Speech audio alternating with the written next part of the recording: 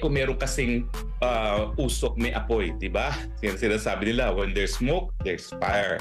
So ngayon, may mga decision kasi si Presidente na hindi ko maintindihan.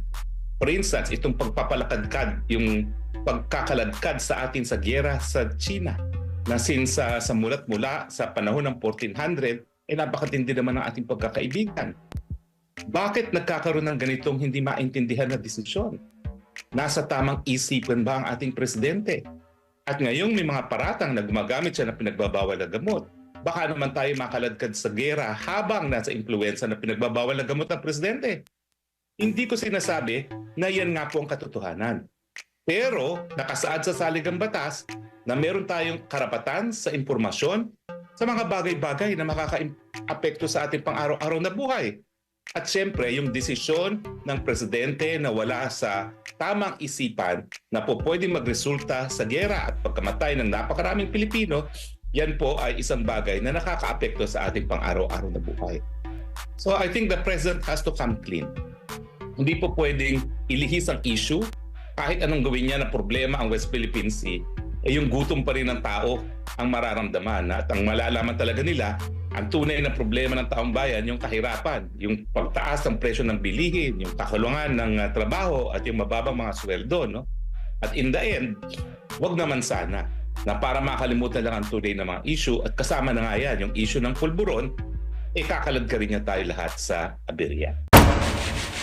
Yan ba ang presidente natin kasama smugglers? Kahahiya ka, BBM. Resign, please. Maawa kayo sa mga kababayan nating naghihirap.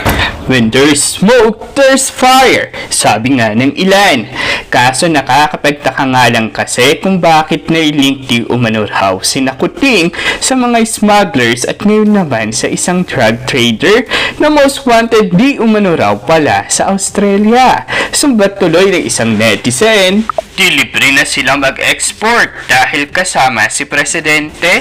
At bago nga tayo magpatuloy for today's video, tayo sumentro sa pagkakaisa at bagong pag-asa. Ito ang Tindig Pinas. At huwag mo ang kalimutan i-like agad yung video. At kung hindi ka pa nakapag-subscribe, subscribe na yan. Naabay sa trip sa New York. Nung kauna-unahang trip sa New York ni Presidente at saka ni Lam, merong isang Pilipino na kasama sila na di umano ay wanted.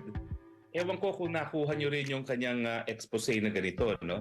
Pero itong Pilipinong ito daw ay wanted para sa pangangalakal ng pinagbabawal na gamot. Hindi lang pala sa Pilipinas, abay pati sa Australia. So ang tanong na marami, bakit napakalapit doon sa larawan na yon itong taong ito kay Presidente at kay PBBM at kay Lam doon sa New York? Ang sabi nga ni Attorney Trixie Angeles, oy, alam ko yung picture na yan, nasa likod lang ako, no? Nakita ko yan. Natatandaan ko yan kung kailan kinuha yung picture na yan. At kung makikita mo yung picture na yon, ang akala ko nga para siyang PSG kasi malapit siya at siya parang meron siyang position na parang confidential na naroroon siya, no? So ang tanong, anong ginagawa na isang drug trader sa tabi ng Presidente at ng First Lady sa New York? Number 1. Number 2, baka naman sumakay pa yan sa Presidential Flight 001 papunta ng New York. Baka tayo pa nagbayad ng kanyang pamasahe. Sino siya?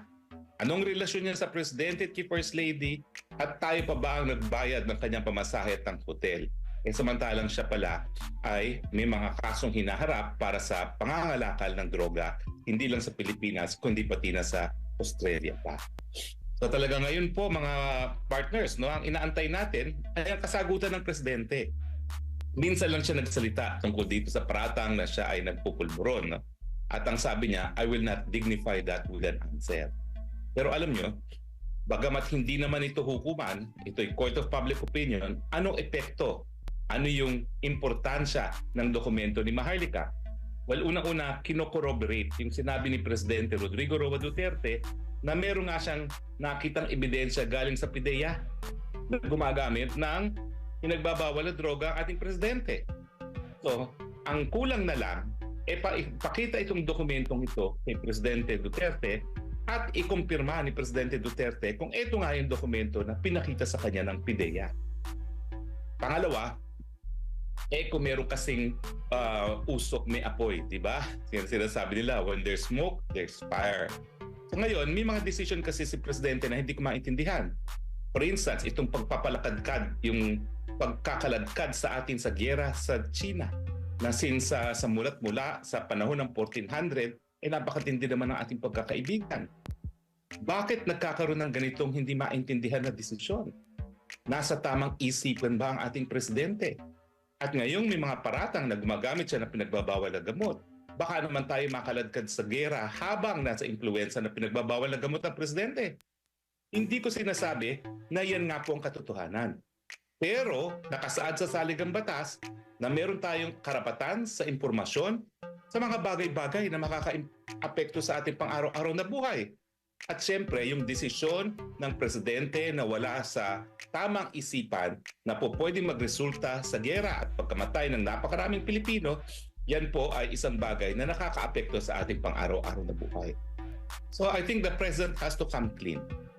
Hindi po pwedeng ilihis ang issue kahit anong gawin niya na problema ang West Philippine Sea, yung gutom pa rin ng tao ang mararamdaman at ang malalaman talaga nila ang tunay na problema ng taong bayan, yung kahirapan, yung pagtaas ng presyo ng bilihin, yung kakulungan ng trabaho at yung mababang mga sweldo. No? At in the end, wag naman sana na para makalimutan lang ang tunay na mga issue at kasama na nga yan, yung issue ng pulburon, kakalad ka rin niya tayo lahat sa aberya. Attorney, isa din po sa mga napansin, balikan lang natin yung dokumento na inilabas ni Maharlika, yung walang control number. Gaano ba kalaga na may control number yung isang dokumento para malaman na yan ay original o lehitimo? Well, alam niyo po, pati sa hukuman, wala namang mga control number. Ang meron lang siguro case number. Kung search warrant number, no? So, hindi ko maintindihan kung ano yung importansya ng control number kasi nga sa rules of court, kapag dokumento pinag-uusapan, kinakailangan ipresenta lang ang original at ipresenta yung tao na pumirma para i-identify niya na pirma ko nga yan.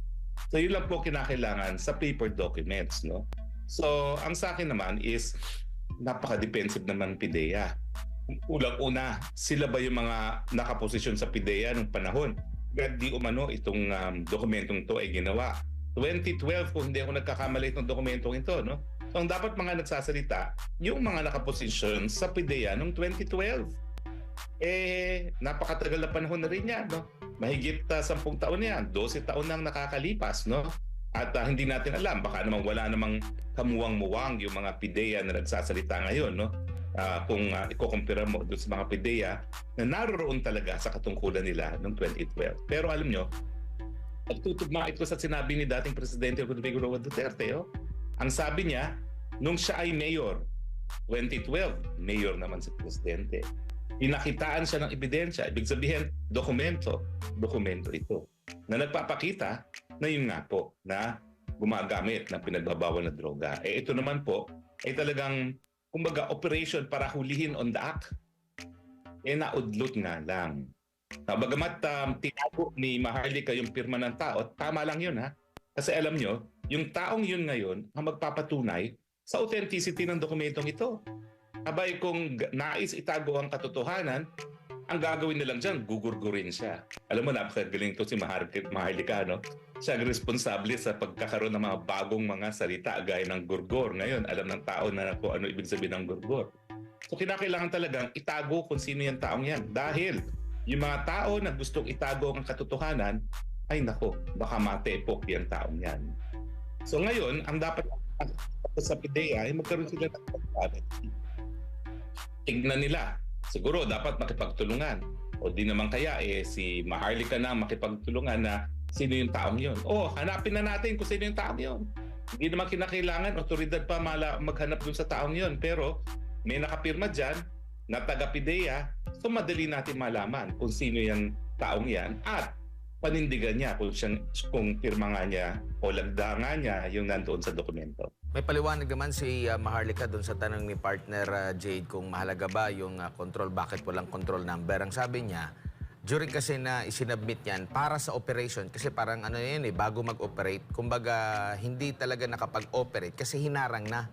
kung naituloy yung mismong operasyon, malalagyan daw yan ng control number. Kaso nga lang, nung sinabit pa siguro yan, nabasa ng hindi binigyan ng go signal, kaya walang naging control number. At kung pagbabasehan mo naman yung pahayag ng PIDEA, ang sinabi naman doon na mga operation. Hindi nga natuloy yung operation.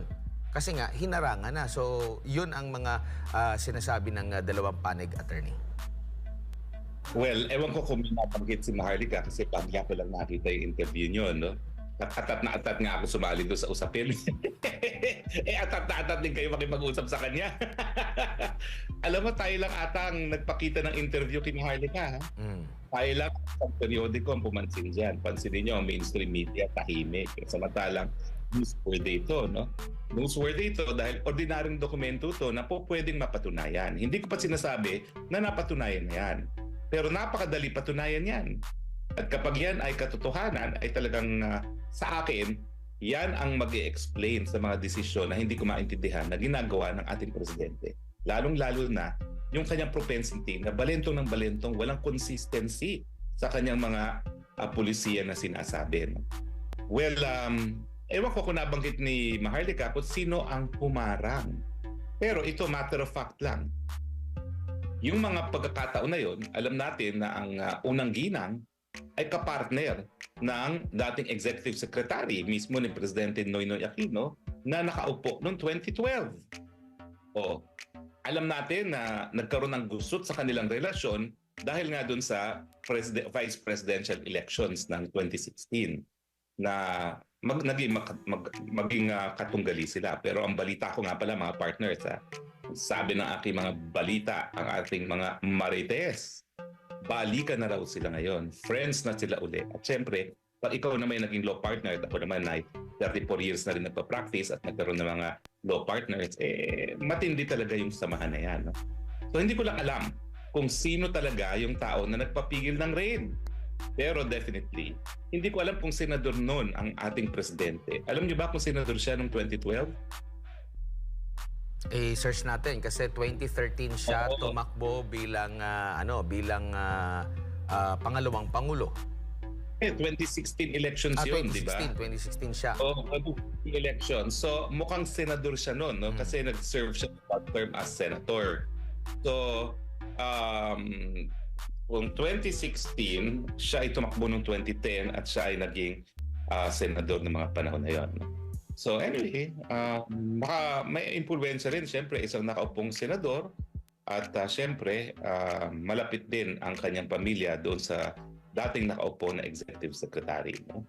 So kung po ang mga dapat ngayon, ang sinasabi ko, hindi naman dapat paniwalaan kaagad-agaran.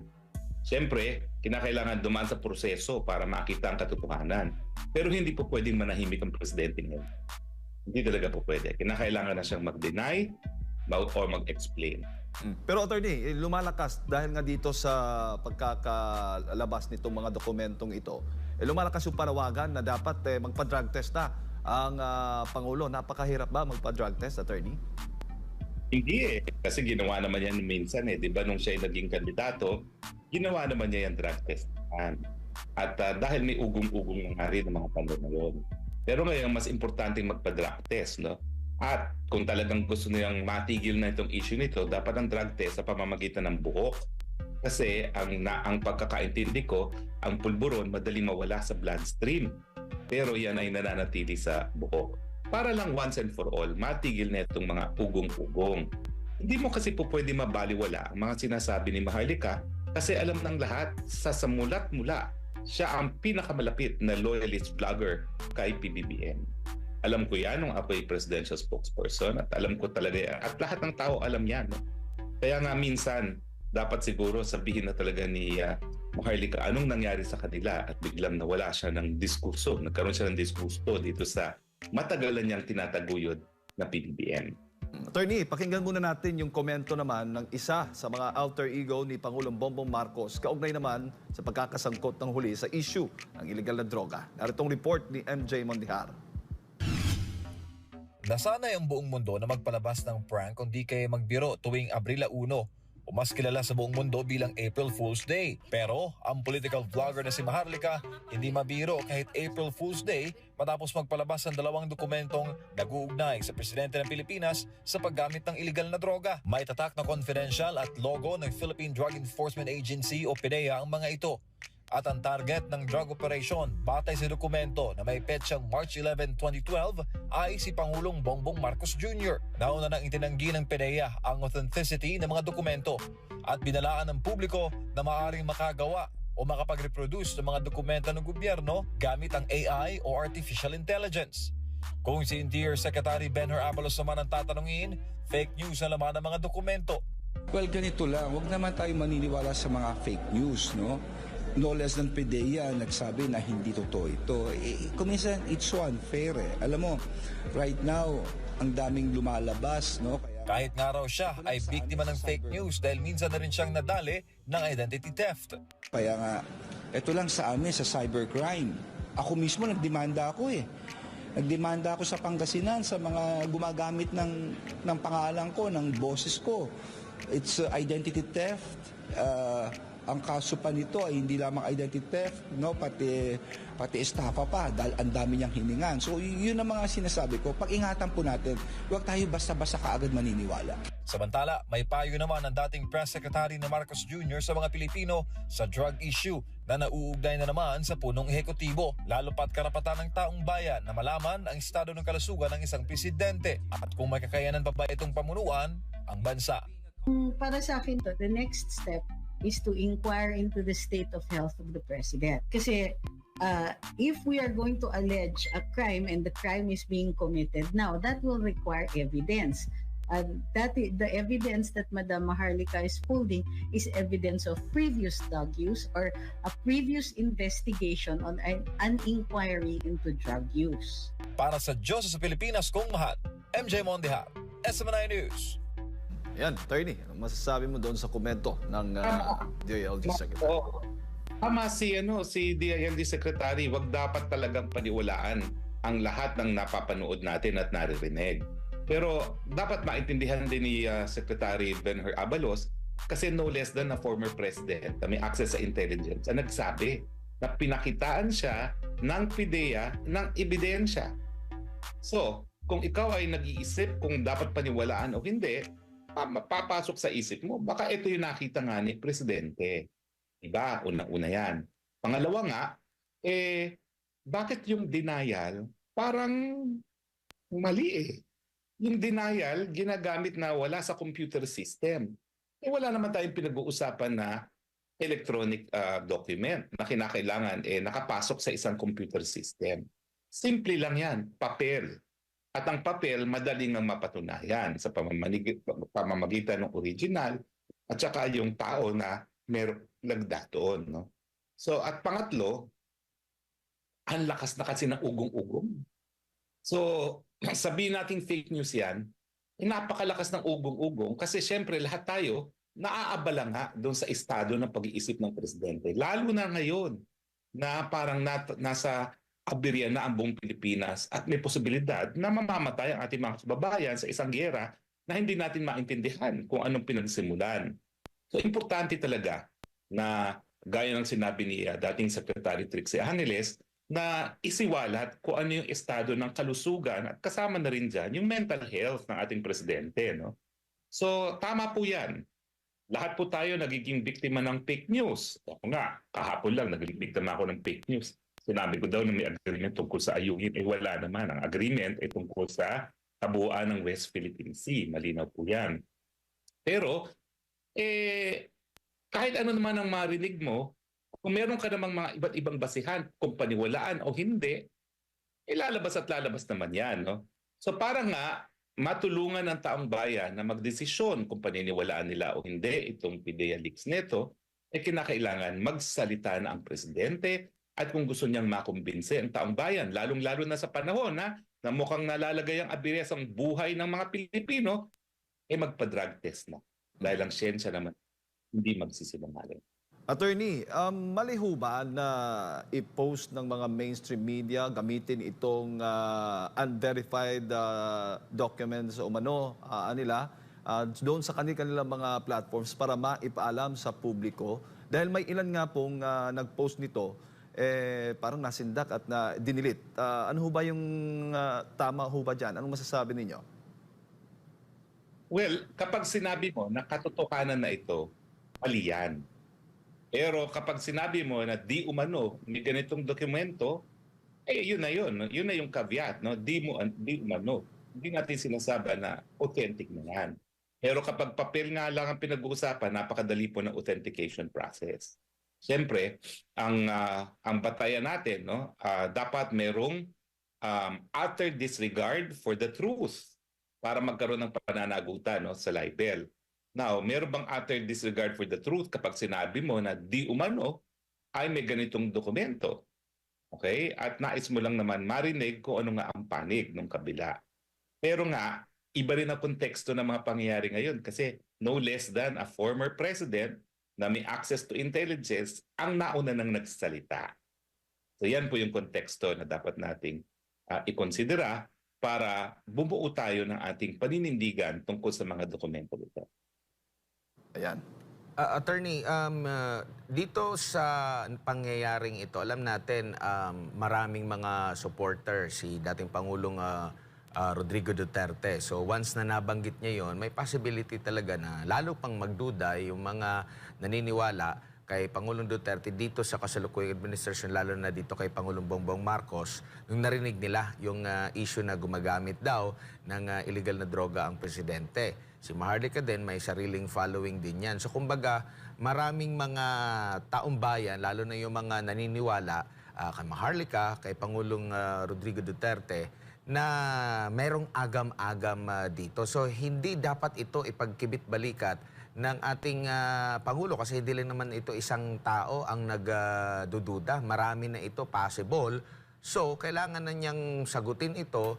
At mas maganda nga kung siya ay naniniwala na talagang hindi siya gumagamit ng droga, pwede niyang ipahiya itong dalawang personalidad na ito na nagsasabi sa kanya sa pamamagitan nga yung sinabi niyo po na magpa-drug test na. Pero mas maganda yung parang Big Brother style, attorney, na meron talagang camera mula sa pagkuha ng specimen hanggang sa pagsuri, hanggang sa paglabas ng mismong resulta para fair talaga, fair and square.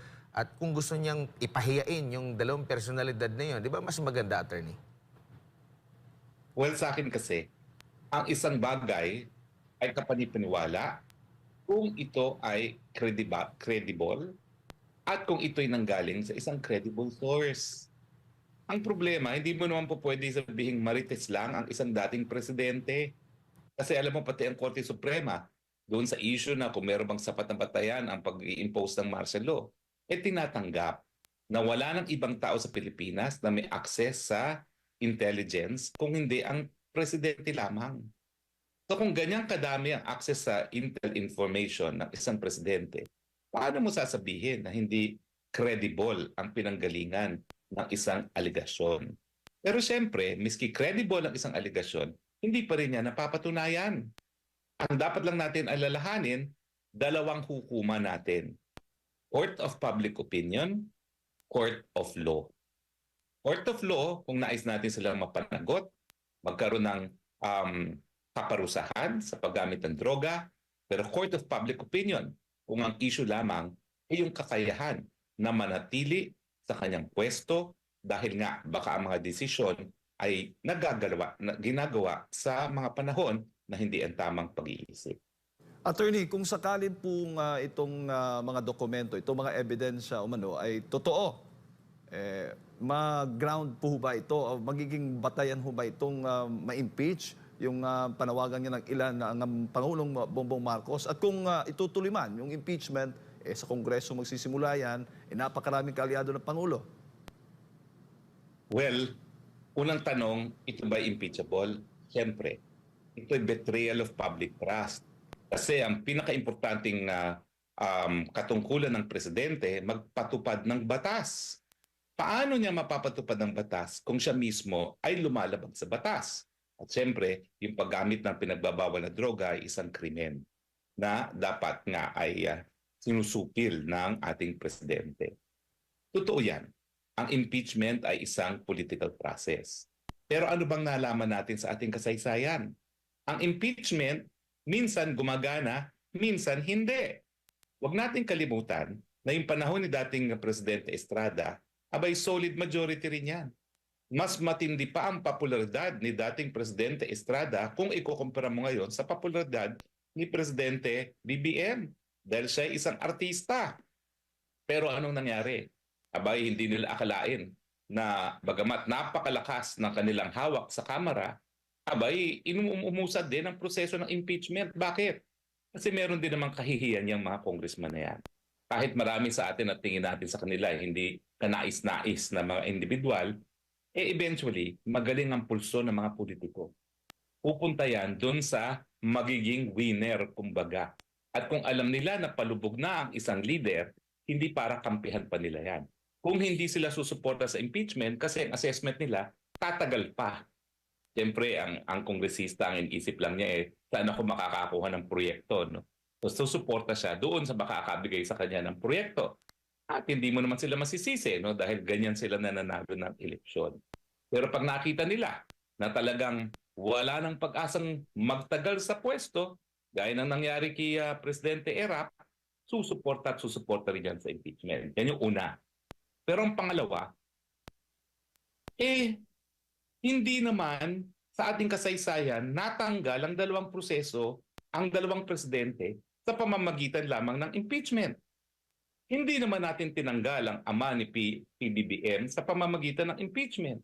At hindi rin natanggal si Presidente Estrada sa pamamagitan ng impeachment. Hindi nga nagtuloy, hindi natapos ang trial ni Presidente Estrada, and yet siya ay napilitan ng bumaba sa pwesto. At yan ang naging desisyon nga ng Korte Suprema nung nagdesisyon si Chief Justice Davide na i-administer ang oath of office kay dating Vice President at naging Presidente Gloria Macapagal-Arroyo.